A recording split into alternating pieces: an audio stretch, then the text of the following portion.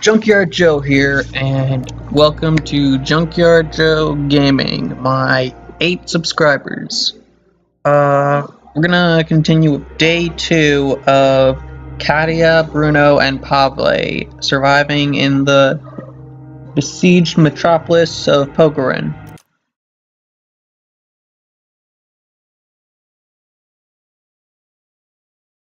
Let's see. Alright, the recording seems to be going well so far. So, last we left off, Pavle had gathered most of the materials from the gas station together, and,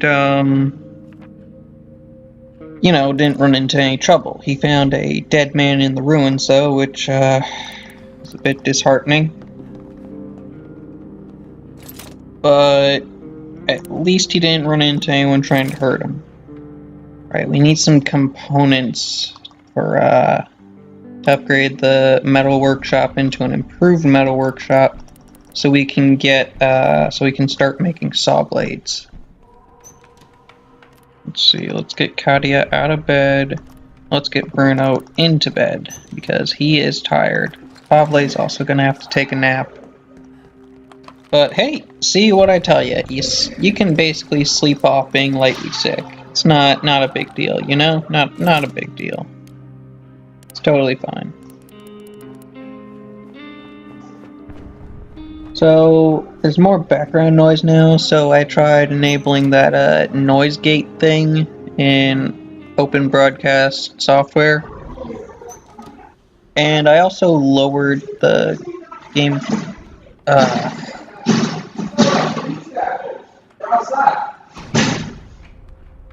Yeah, there is a lot of noise in the background.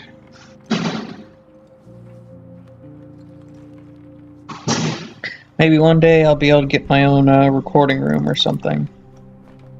But for now, it's just, I don't know, I guess it's that raw, unedited footage, because I'm mostly doing this for stress relief, you know, just playing some games, putting the footage on YouTube, generally having a good time. But I will try to improve the quality if I can. We got some sugar and water and some books. If someone's coming to your shelter, it's usually around 10 a.m. If no one's there yet, then, you know, nobody's coming, probably. Oh, so there wasn't any stuff. I can't remember if I looted that area or if there just wasn't anything there. I think I already looted it. So let's see, that is the last locked container. Oh, it has some medication, some herbs, some sugar, and books. Very useful. So, let's see. Pavle is hungry and tired, Bruno is hungry and tired, and Katia is hungry. Now you might think, if they're hungry, well, you should feed them right away, but that's not exactly the case. Because that's a bit of a waste of food.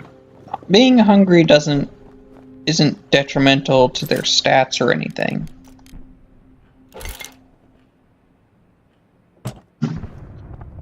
But, you know, eventually it gets worse the more they're hungry. Very hungry is when you want to feed them, and you just want to leave them at hungry. And of course the most economical thing to do is to make a stove and have Bruno cook, because he conserves on fuel, he conserves on water, The reason he's a good cook is it costs less resources for him to make food. So when you're making food, instead of just eating canned, dog food or cat food, when it's Bruno making some fresh meals, you want to make it with raw food and raw vegetables as often as possible. Like make the multi-cooked meals. Or, even better, an improved stove. But let's get down to business. We need fuel. So we could try to make an improved stove, but that needs more components. So what are we going to do? We don't have any visitors coming. No one's starving yet. I think all that there needs to be done is we check the radio for any news. Oh, and make a radio on day 1, because it'll let you know when robberies start happening in the night. discounting your own if they happen, of course. Lets you know if cold weather's coming in, certain events, areas of the city being blocked off. Looks like there really isn't much for us to do. So we're gonna end the day, and then Pavle got his sleep. Oh, the supermarket opened up. There's gonna be some scavengers there. We might wanna not go there for now. Shelled school. Just some homeless people there. Not too dangerous. But let's keep going to the looted gas station because we know there's a lot of components there. So let's go there.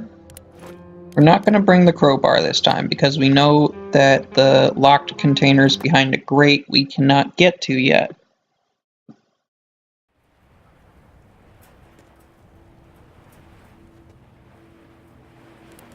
Let's grab what we can.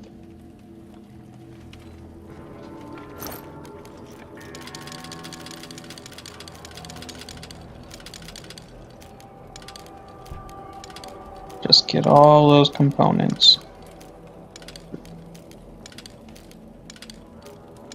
Pavle is great. He can run just about anywhere. Great fella, great fella. But here's an interesting thing. After you go to the looted gas station for the first time, this guy shows up.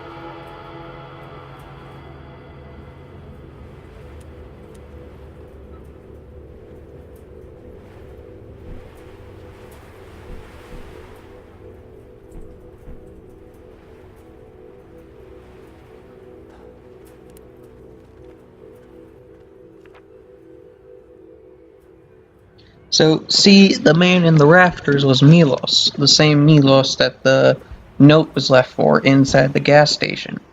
He went in to get the jewelry that was left for him so that he could sell it, buy some supplies, and try to wait the war out, but he died in the shelling of the station.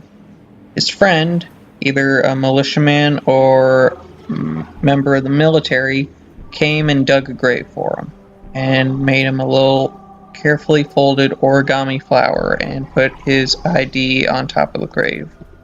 So, it's a little sad, but yeah. He didn't deserve to become crow food. Nobody does. Take care of yourself. Ay. Well, that's the story of the gas station.